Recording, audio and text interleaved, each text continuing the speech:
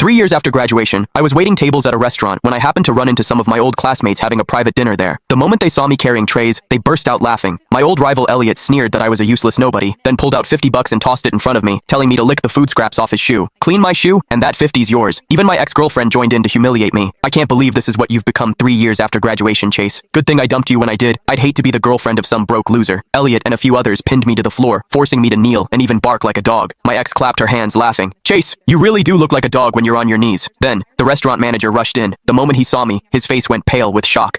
Mr. Levine, are you all right, sir? Blood dripping down my forehead. I pointed at everyone in that room. No one leaves this room tonight. It's your father's birthday today, sir. As a surprise, how about you disguise yourself as a server and bring him the cake personally? Sure, let's make him happy. Fresh off the plane, my assistant had driven me straight to one of the most popular restaurants under my company's name. After several rounds of reinvention under my lead, the place had dominated the city's dining charts for 3 consecutive years. Countless influencers and celebrities had flocked there to post about it, and business was booming. I had just changed into a server's uniform and was about to go rehearse the surprise when a commotion broke out at the entrance. I turned around and saw a group of young men and women walking in. No wonder this place is rated the best restaurant in the city. It really looks luxurious. Yeah, we're lucky Mr. Reed's treating us tonight. Without him, we'd never get to dine somewhere this fancy. Oh please, he's not treating us. Everyone knows he's doing this for the campus belle Ariana. The moment I heard that name Ariana, I froze. That was my ex-girlfriend. Instinctively, I turned toward the group, my voice slipping out before I could stop myself. Ariana? Everyone stopped and looked in my direction. Sure enough, standing right in the center was my ex, Ariana Hale, and beside her, Elliot Reed, the very man who had always hated me back in college. A rush of emotion hit me. It had been 3 years since we last met, and I almost stepped forward to greet her. However, Elliot immediately moved in front of her, blocking my way. Well, if it isn't Chase Levine, our straight A star from back in school, he eyed my server's uniform with a mocking grin. Top of the class then, carrying trays now. How the mighty have fallen. I met his gaze calmly. Back in school, Elliot had always been jealous of my grades, my looks, my reputation. Apparently, 3 years later, nothing had changed. I'm not actually waiting tables. This restaurant is, sure.